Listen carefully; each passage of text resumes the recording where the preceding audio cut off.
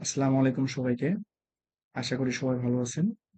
আজকে আপনাদের মাঝে আ যারা প্রাথমিক শিক্ষক নিয়োগ পরীক্ষার্থীদের জন্য নির্দেশাবলী উম দেখাবো।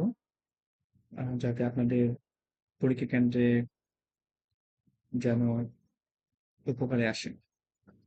সো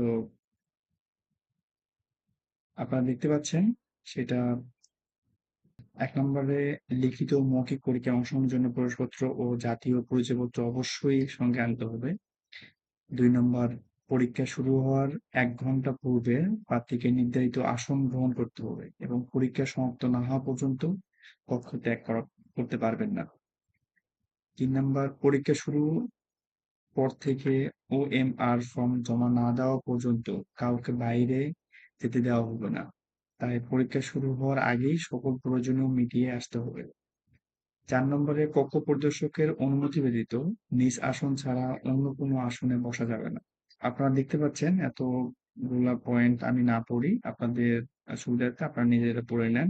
যাতে আপনাদের পরীক্ষা দিতে কোনো সমস্যা না হয়।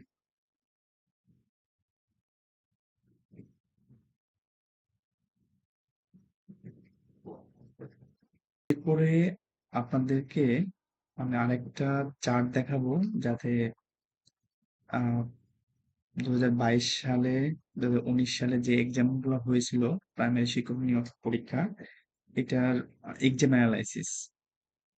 আ এটা আপনাদের পড়ার ক্ষেত্রে খুব সহযোগিতা করবে যাতে গুছিয়ে পড়তে পারেন।